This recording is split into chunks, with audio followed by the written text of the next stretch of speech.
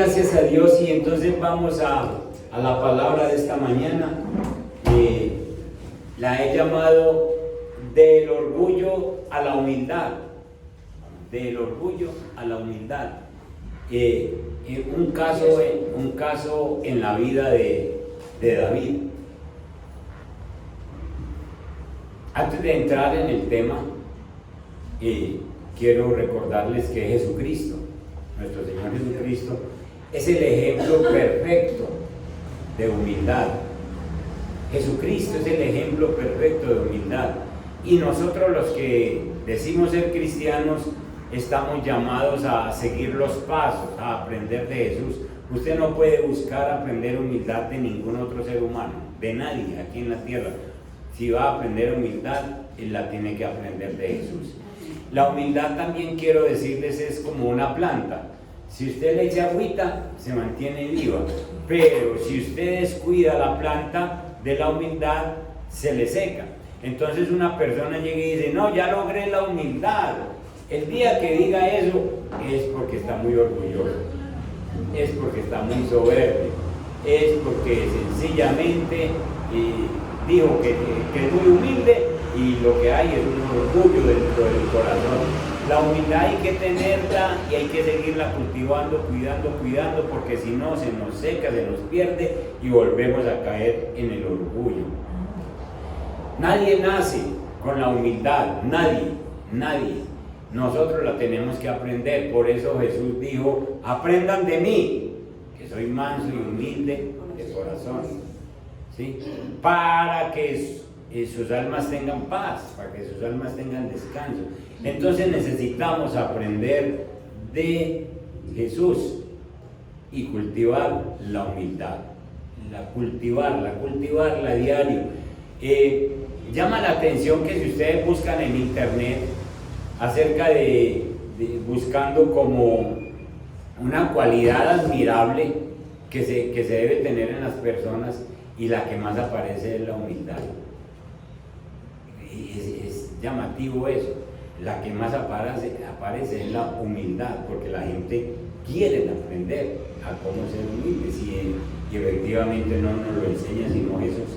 En el segundo libro de Samuel hay una historia, segundo libro de Samuel capítulo 24, hay una historia del rey David, donde se pasa del orgullo a la humildad, y quiero que estemos allí. Vamos a leer en primera instancia del versículo 1 al 9. Segundo de Samuel 24, del 1 al 9. Y he compartido este pasaje otras veces, pero hoy vamos a ver qué hay aquí en estos versículos del 1 al 9.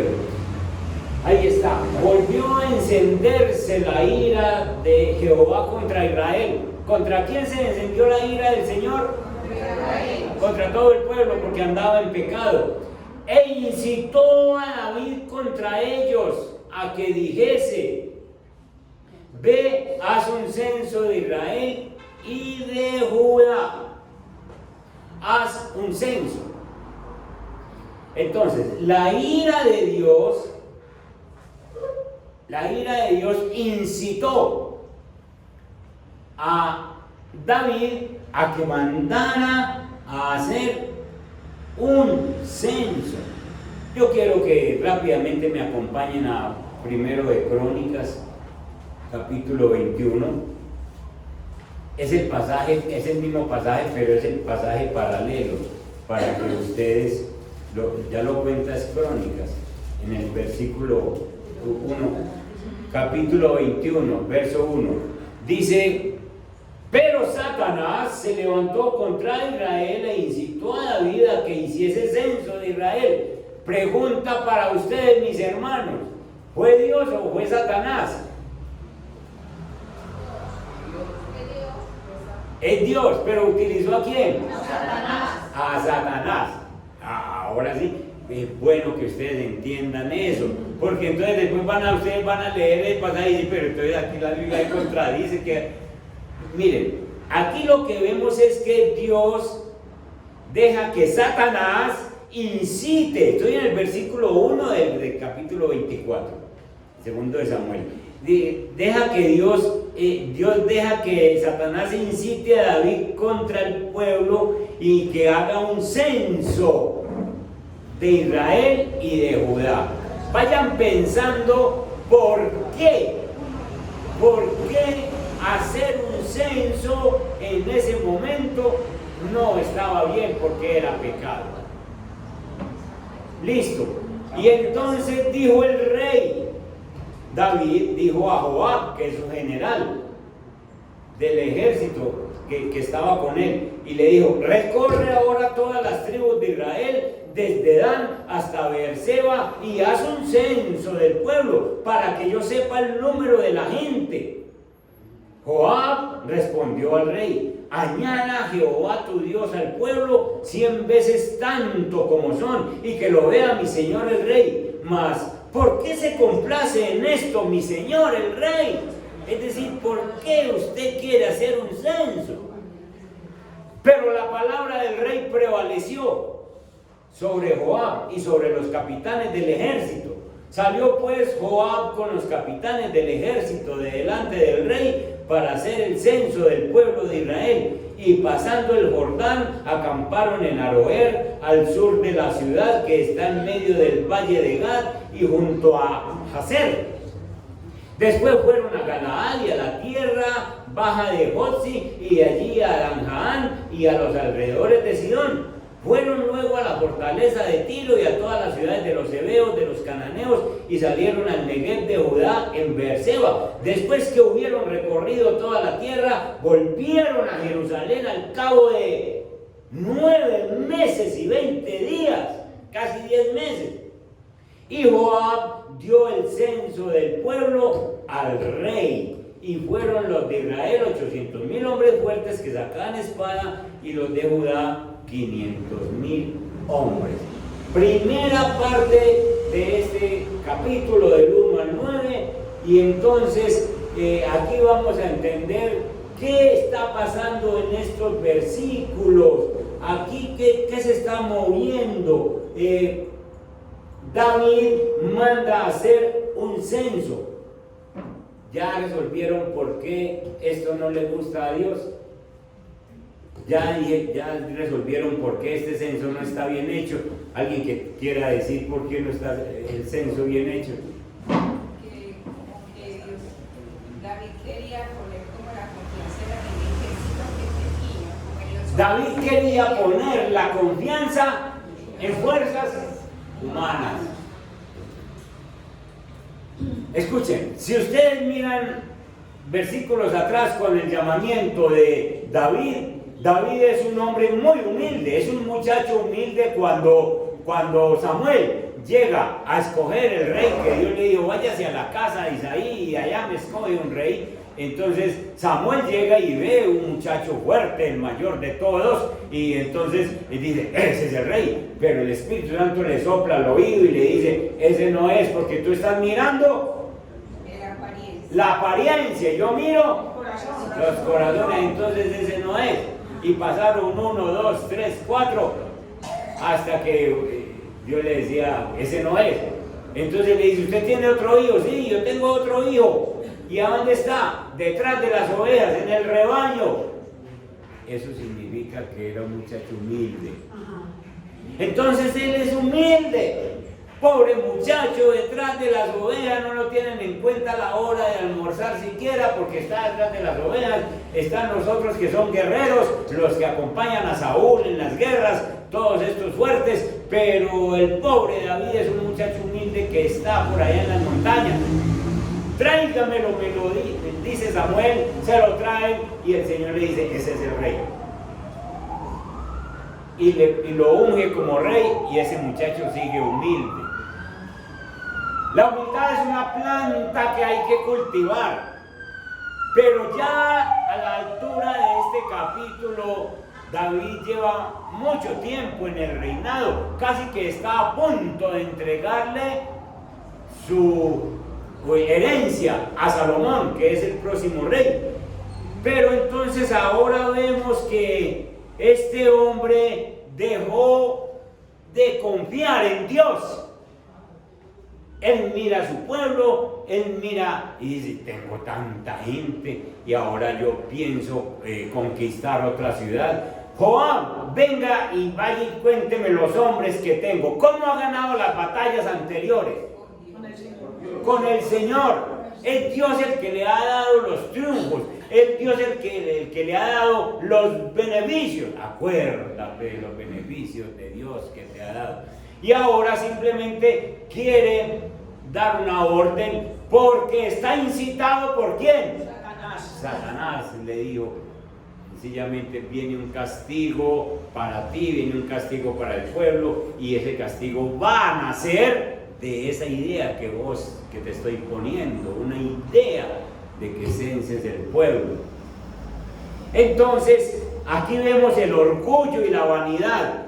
Se está perdiendo la humildad, dejó de regar la planta de la humildad, dejó de confiar en Dios, dejó de mirar a Dios y está mirando, es un hombre rico, es un hombre poderoso y es un hombre lleno de hombres guerreros. Recorre, versículo 2, y dijo el rey a Joab, general del ejército que estaba con él, recorre ahora todas las tribus de Israel, desde Dan hasta Beerseba, y haz un censo del pueblo para que yo sepa el número de la gente. ¿Para qué tiene que saber el número de la gente si Dios siempre le ha dado las batallas? Lo que pasa es que se está emancipando, se está soltando de Dios, se está liberando de Dios.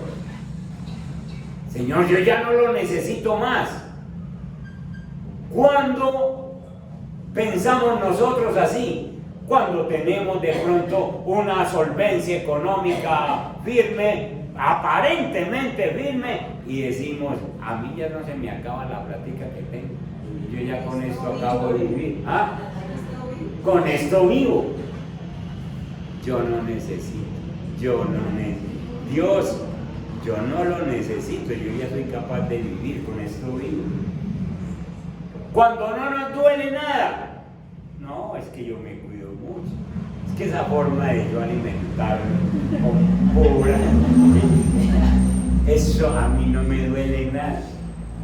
Ojo con eso. Y entonces uno va perdiendo la humildad, deja de regar la humildad y va entrando el orgullo y la vanidad.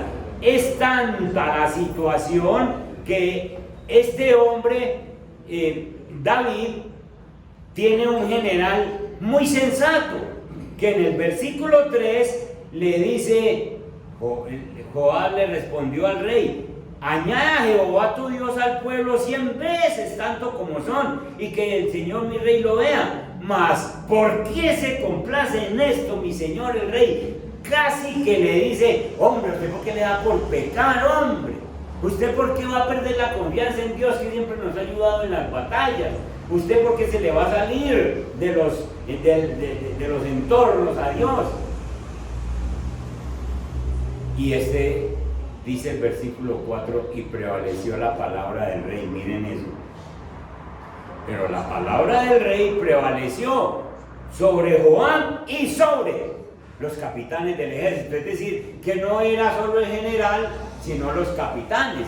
Nosotros hemos salido a las batallas, usted ha orado por nosotros y vamos a las batallas y ganamos. Muchas veces vamos con menos hombres, muchas veces vamos en circunstancias difíciles y por la oración es que ganamos, es que Dios va con nosotros. A usted, rey, ¿por qué le está dando hoy por irse en contra de Dios? Y prevaleció la palabra del rey. Es decir, él como rey les dijo, ya dije, se van y me hacen el censo. Y tuvieron que ir. Orgullo y vanidad. Nosotros tenemos que entender, hermanos, que Dios conoce nuestros pensamientos, nuestros propósitos y nuestras intenciones. David tenía una intención de sacar pecho, una intención de demostrar que él era capaz sin Dios, y ese interior no lo conocía sino Dios. Dios conoce tus propósitos y conoce tus hechos. Porque es que hay veces que nosotros hacemos cosas, pero detrás de lo que estamos haciendo hay un interés propio. Ejemplo, tenga este mercado, mi hermana. Y entonces le digo a Dios, Dios, qué bueno que este mercado me trae. Pero detrás, allá en el interior, yo quiero ¿un qué? Un reconocimiento. Yo quiero un reconocimiento. Y Dios conoce el hecho de dar el mercado y conoce la intención de adentro. Eso lo conocía en David y eso lo conocen nosotros. Entonces nosotros tenemos que decirle, Señor, ayúdenos para alimentar la planta de la humildad. Yo estoy dando, pero a mí me interesa es que esta persona sea bendecida y no más. A eso vengo y que la gloria toda sea para ti, para ti. Dios conocía eso en David. Entonces, en los primeros versículos vemos el orgullo y la vanidad de David. ¿Quién lo incitó? Satanás. ¿Y quién dio la orden desde arriba? El Señor. Porque eso mismo pasó con Job. Job fue tocado por Satanás, pero por orden de Dios. Había también en Saúl un espíritu inmundo que lo visitaba y era por orden de Dios. Y entonces Saúl estaba sentado en el trono ahí y de pronto venía un espíritu inmundo y lo molestaba y tenía que venir David y tocar el arpa, ¿se acuerdan? Y la Biblia dice que ese espíritu inmundo era mandado por Dios. Entonces, vemos tantas cosas en esos versículos, pero lo que estamos viendo es que David necesitaba una lección. El pueblo de Dios necesitaba una lección. Y entonces se levantó el censo, pero Dios dice, de aquí voy a darle una lección a David para que se dé cuenta, por fin, que está dejando la humildad, que se está olvidando de quien lo levantó, que se está olvidando de quien le dio la vida, que se está olvidando de quien lo tiene en el puesto del rey. El segundo punto lo vamos a llamar arrepentimiento y confesión, y está desde el versículo 10 al 15. Vayan conmigo a la Biblia otra vez. Habla más la Biblia que cualquiera de nosotros.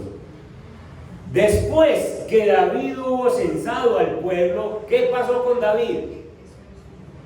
¿Por qué será que le pesa a uno siempre después de que? ¿Por qué le pesa a uno después de que comete el error? ¿Por qué no le pesa antes? ¿Ah? Le remordió la conciencia. ¿Por qué será que entonces uno no siente el pecado hasta que no lo comete?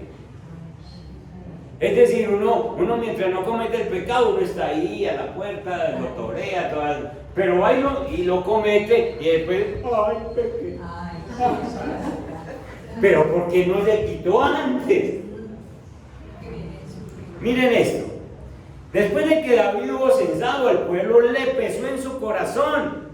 Y dijo David a Jehová, yo he pecado gravemente.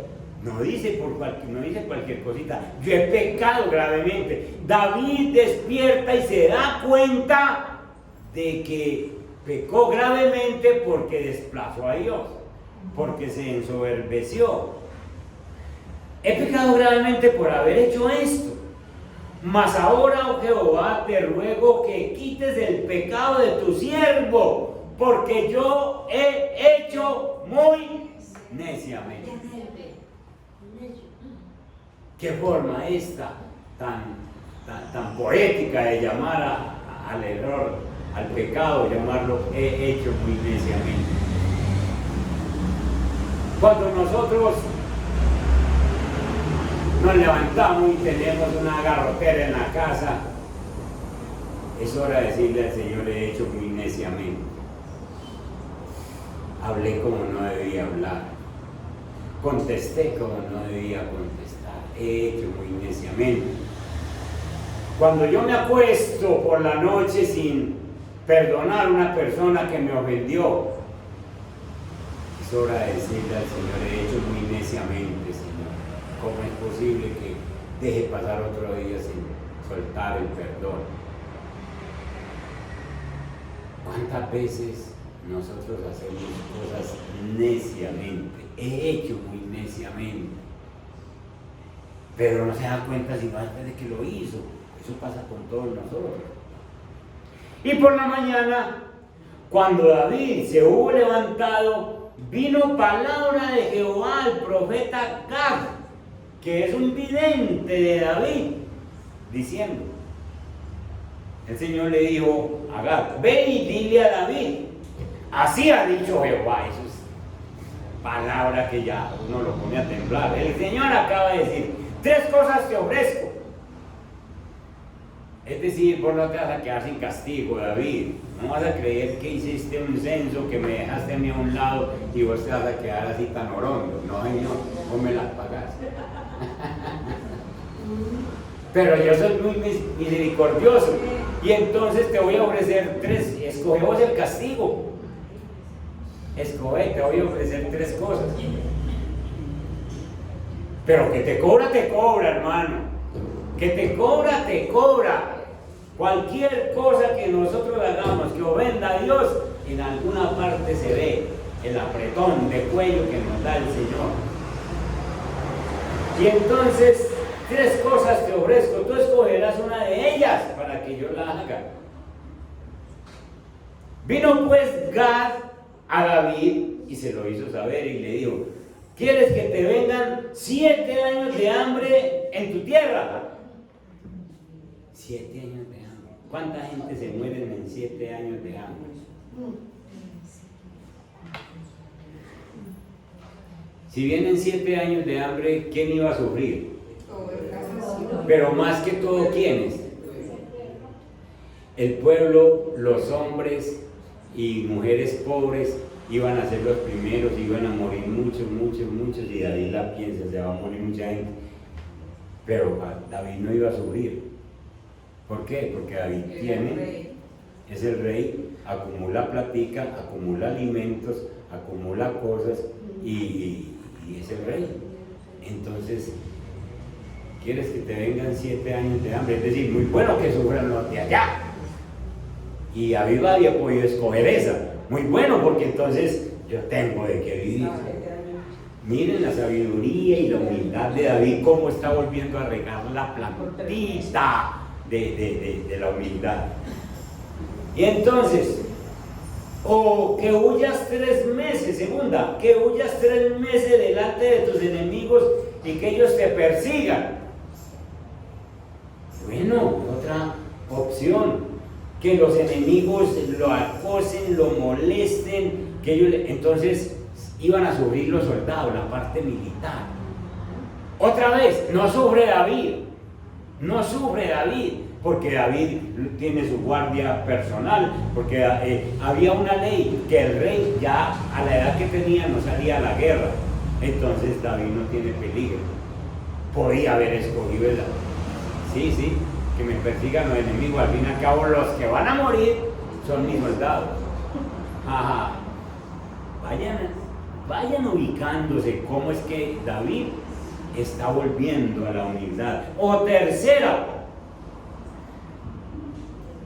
que 3 días haya peste en tu tierra. Piensa ahora y mira qué responderé al que me ha enviado, es decir, ¿a quién? Al Señor. Dígame ahora, ¿qué le respondo pues a Dios? Y no se me demore mucho, mijo, porque yo tengo que ir a llevar las respuestas ya. Él no le dice, vuelvo dentro de 3 días, ni vuelvo dentro de 1 mes, a ver usted qué pensó, sino que se le queda, el profeta queda ahí, vive Jehová en cuya presencia estoy. ¿Qué dice David? ¿Qué dice David?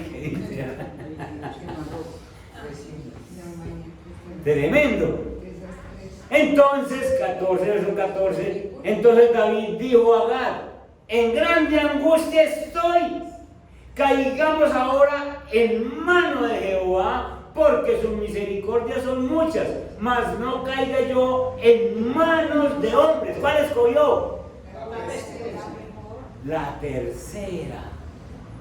La peste de 3 días. ¿Por qué? Porque con la peste de 3 días ni él, ni su esposa, ni sus hijos estaban libres del castigo. ¿Se dan cuenta? ¿Se dan cuenta cómo la humildad volvió a David? Señor, es que ¿qué me gano yo que le cobre mis soldados? ¿Qué me gano yo que pague el pueblo? ¿Qué me gano?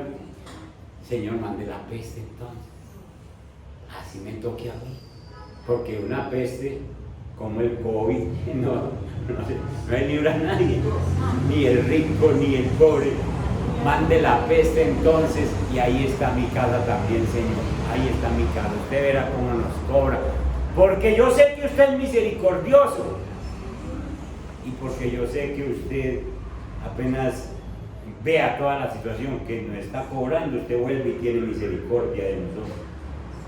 Verso 15. Esto es arrepentimiento y confesión. Este segundo punto. Y Jehová envió la peste sobre Israel, porque el Señor es el Señor. Que cobra, hermano. Que cobra. Y ya ustedes y yo sabemos que si nosotros no nos entregamos a Cristo, lo que estamos diciendo es: yo pago lo que debo. Y usted no tiene ropita con que pagar lo que debe, hermano. Ni en el infierno 50.000 años.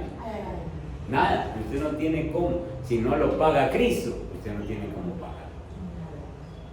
Pero que cobra, y le cobró a Cristo. Por eso es que nosotros debemos ser agradecidos con el Señor, porque le cobró a Cristo por nosotros. Y entonces mandó la peste hasta el tiempo señalado, y murieron del pueblo, desde precisamente Dan hasta Berseba, donde se hizo el censo, murieron 70.000 hombres en 3 días. ¿Ustedes se imaginan la mortandad? Caían como moscas para uno. ¿Qué? Una peste. ¿Quién para ellos? Nadie. Y muera la gente. Dios estaba cobrando al pueblo por pecador y a David por orgulloso y soberbio. Y entonces, verso 16, ese es de ahí empieza el último punto. El primer punto es el orgullo y la vanidad que se muestra en David. El segundo punto es el arrepentimiento y la confesión. El arrepentimiento y la confesión que hace David. Entonces, del 16 en adelante, el versículo 16 en adelante, quiero que veamos la humillación y el perdón. Y cuando el ángel extendió su mano sobre Jerusalén, había destruido mucha gente en muchos lugares, pero ahora se va a centrar en la capital, en Jerusalén, para destruirla. Jehová se arrepintió de aquel mal, lo que había pensado David. El Señor es misericordioso. El Señor empieza a apretarte, a darte apretones de cuello, y vos llore, y vos: Señor, pero pues Señor, ayúdeme, pero Señor, es que yo necesito las manos para aplaudir, es que yo necesito los pies para caminar, Señor. Y entonces el Señor dice: hombre, ¿cómo no? Porque Él es misericordioso, porque su misericordia es para siempre y es nueva cada mañana, mis hermanos. Y entonces Él dice: ya no más. Y entonces le dijo al ángel que destruía el pueblo: basta ahora, detén tu mano. Y el ángel de Jehová estaba junto a la era de Araúna Jebuseo. Es bueno que ustedes, cuando lean Biblia, estudien por qué dice esto. Araúna Jebuseo es un hombre que tiene un terreno fuera de las propiedades de David. Es decir, eso no es del rey. Está fuera de las propiedades de David. El lugar que tiene Araúna Jebuseo es el mismo monte Moriah, donde un día Abraham llevó en sacrificio a su hijo, donde días después el hijo de David, Salomón, construyó el templo, donde años después Jesús murió en la cruz. Ese es el mismo terreno. Y miren pues lo que pasa: arrepentimiento, humillación y perdón. Vamos en el punto de humillación y perdón. Y entonces Verso 17, y David dijo a Jehová cuando vio al ángel que destruía el pueblo, le dijo, yo pequé, yo hice la maldad. ¿Qué hicieron estas ovejas? Señor, 70,000 muertos. Señor, mira pues, cuánto más. Señor, ¿qué hicieron estas ovejas? ¿Cómo? Yo fui el que pequé, yo mandé a hacer el censo, yo me dejé convencer de Satanás para hacer esa desobediencia a ti. Yo fui el que me ensoberbecí, yo fui el que olvidé la humildad, Señor. Miren lo que se atreve a hacer David, que nosotros difícilmente lo haríamos. Te ruego que tu mano se vuelva contra mí y contra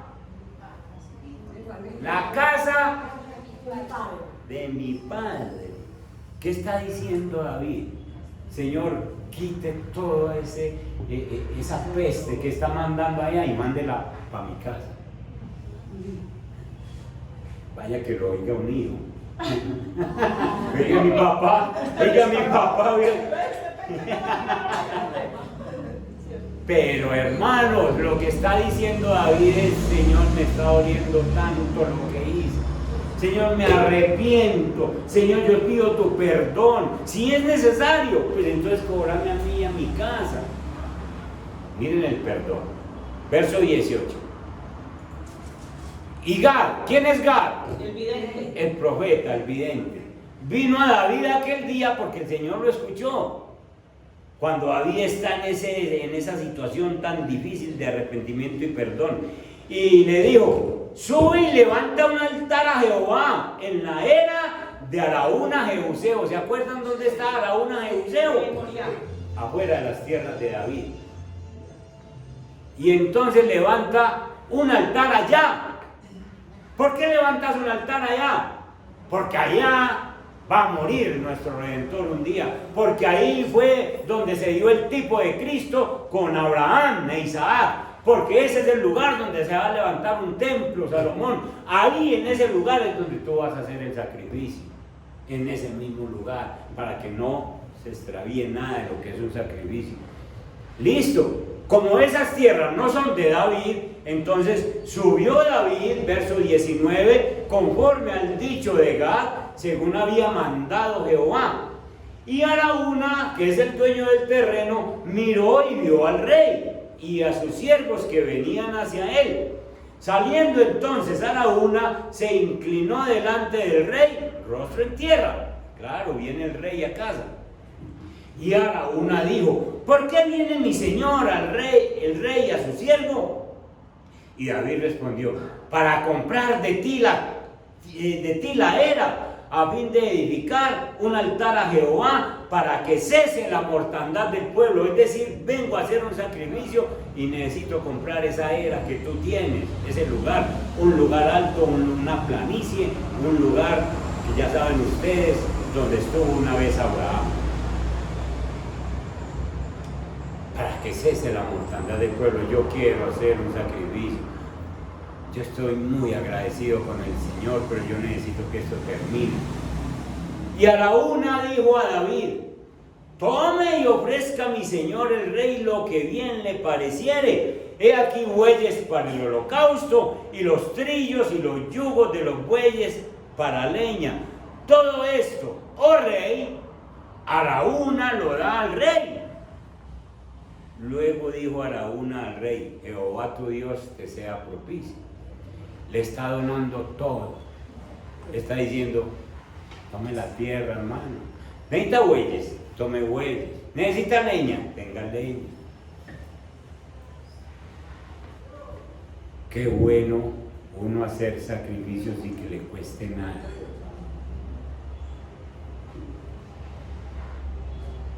Si David hubiera aceptado esas donaciones, el sacrificio no era de David, el sacrificio era de Araúna. Cuando uno hace sacrificios que no le cuestan nada, el mérito lo lleva el otro, no uno. Y David, muy sabiamente, porque David ha estado regando la planta de la humildad, entiende otra vez esta jugada Y entonces el rey, versículo 24, el rey David le dice a Araúna: no, sino por precio te lo compraré, porque no ofreceré a Jehová mi Dios holocausto que no me cueste nada. Porque David entendió: peco yo, fallo yo, y recibo lo de aquel y lo doy aquí. Entonces, ¿qué estoy haciendo? Ahí sí que el Señor le hubiera le digo: no, Señor, así no es. Yo fui el que pequé y a mí me tiene que costar este sacrificio. A mí me tiene que costar. Entonces David compró la era y los bueyes por 50 ciclos de plata, y edificó allí David un altar a Jehová y sacrificó holocaustos y ofrendas de paz. Y miren lo que pasó. Y Jehová oyó las súplicas de la tierra y cesó la plaga en Israel. El tercer punto lo llamé humillación y perdón. David se humilla, David pide al Señor que si es necesario mande esa plaga para la casa, pero que la quite del pueblo. El Señor escucha la petición, el ruego, la humillación, del orgullo a la humillación, y ve a David y le ve el corazón. Por eso la Biblia afirma 2 veces, dice en la Biblia, que David tiene un corazón conforme al corazón del Señor, porque a David se le decía una cosa e inmediatamente la remediaba, y aquí está remediando otro problema: la humildad que se le había perdido la vuelve a buscar. Dios escuchó y respondió, y la plaga cesó. Aplicaciones que tenemos para nosotros en esta mañana. Ya les dije algunas. La primera es que Dios evalúa los planes tuyos, los propósitos tuyos y los hechos. Tú haces una cosa y Dios evalúa el hecho y el propósito, la intención que tienes, así como David. El censo en sí no estaba prohibido, no era malo. Lo malo era la intención con que estaba haciendo el censo. Si él cuenta a los hombres sencillamente para saber cuántos tienen, no hay problema. Israel tiene tantos habitantes, pero lo estaba haciendo para alejarse de Dios y para decir: yo con mis guerreros tengo, en fuerzas humanas. Dios sabe esas intenciones de nosotros. Otra aplicación: la arrogancia que tiene. Dios te manda personas. Dios le mandó a Joab y a los capitanes del ejército para decirle: usted no tiene que hacer eso mío. Ellos podían hablarle al rey porque eran gente cercanas, sobre todo el general. Mi rey, ¿cómo se le ocurre? No haga eso. Pero la arrogancia: es que yo así, aquí soy el que mando. ¿Cuántas veces vos has dicho: aquí se hace lo que yo digo? Arrogancia. Y no podemos manejar arrogancia porque se nos pierde la humildad, se nos seca la humildad. No hizo caso a nadie. Dios hay veces nos manda personas para decirnos: no lo hagas, cuidado con eso. Y nosotros no paramos bolas. ¿Cuántas veces el Señor te ha mandado a decir: perdone esa situación, arregle, vaya donde esa persona? Pero es que no me ha hecho nada. Precisamente por eso. Como no le ha hecho nada, y entonces usted no sabe por qué es tan bravo, vaya, dígale: si en alguna cosa te ofendí, perdóneme. Pero uno no quiere hacerle caso a esos ayudantes que le manda Dios. En lugar de darle toda la gloria a Dios, permitió que el orgullo lo guiara a hacer lo que no corresponde. Nosotros tenemos que darle la gloria a Dios en todo. Vuelvo a recordar el Salmo 3: bendice alma mía al Señor, bendiga mi ser tu santo nombre. Tú eres quien perdona mis iniquidades, el que sana mis dolencias, el que rescata del hoyo mi vida. No olvide ninguno de los beneficios del Señor. Entonces toda la gloria es para Él. Usted y yo debemos reconocer que todas las cosas son del Señor. Todo es del Señor, todo lo que vos tenés, toda tu familia es del Señor. David creía que los hombres eran de él. Mi pueblo, el pueblo de Israel son míos, son míos. Dios me los dio. Yo lo puso a que gobernara. No, Dios aquí me puso a que pastoreara. Ustedes no son míos, ustedes son de Dios. Dios me puso para que los guiara un tiempo. A lo mismo con David. Pero David se va creyendo de que ese pueblo es de él. Esa gente son de él. Cuidado con creer que las cosas son suyas. Dios se las presta temporalmente. Dios mío, no tuvo en cuenta la opinión de otras personas, solamente pensó en él mismo. Pídale opinión a otras personas a la hora de tomar una decisión, pídale opinión a otros y hágales caso. Hay gente más sabia que nosotros, que ven desde otro ángulo, pídale opinión y hágales caso. Las consecuencias para David fueron terribles. Y por último, cuidémonos nosotros de una adoración barata. El Señor tiene con que yo vaya cada mes a la iglesia. Cada mes. Eso es una adoración barata. ¿Es que acaso se olvida de lo que el Señor ha hecho por usted para darle una adoración barata que no le cueste nada? Haré sus cosas. Sencillamente, denle la oración al Señor que se merece. Necesita un tiempo diario con un devocional, hágalo, porque el día es del Señor y usted tiene que sacar. ¿Que tiene que madrugar? Madrugue. ¿Que tiene que acostar tarde? Pues usted tarde, porque tiene muchas ocupaciones, pero al Señor no se le puede dar una cosa barata. David tuvo la oportunidad de dar algo sin que le costara nada. Y David dijo, ay, esto es una trampa. Otra trampa, no. ¿Qué va a decir el Señor después? Sí, muy bonito, ¿no? Te perdono, te doy todo, te pongo a escoger el castigo, te extiendo mi misericordia. Y luego venís y me traes algo que no lo has luchado. Cuidado con esas adoraciones baratas. Simplemente pídale al Espíritu Santo y dígale, Señor, que yo pueda darle el tiempo, que yo pueda sencillamente ayudar en lo que usted me pone, que yo simplemente ofrezca en agradecimiento a usted, Señor. Dígame qué hay que hacer. Usted y yo tenemos que pagar el precio de lo que el Señor ha hecho por nosotros. Y no podemos poner a otro que pague por nosotros. Sencillamente es que nos cueste, porque estoy tan agradecido con lo que hizo el Señor que yo no puedo dar una cosa barata. Me encanta ese sacrificio que hace Eva con ese caminador. Cuando la habíamos visto con un caminador, ya no andan dos, sino con otras dos más. Y aquí viene a dar, con escala y todo. Podía decir desde la casa, no, yo esa escala no me la subo, pero yo creo que ya algo me dio a subir.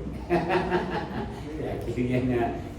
Eso es uno saber estar agradecido con el Señor. Y todos nosotros debemos pensar, hombre, Dios mío, cuánto te debo, cómo te debo lo que has hecho por mí. Entonces yo no te voy a salir con una oración de peso, sino con una oración que valga la pena. Póngase en pie.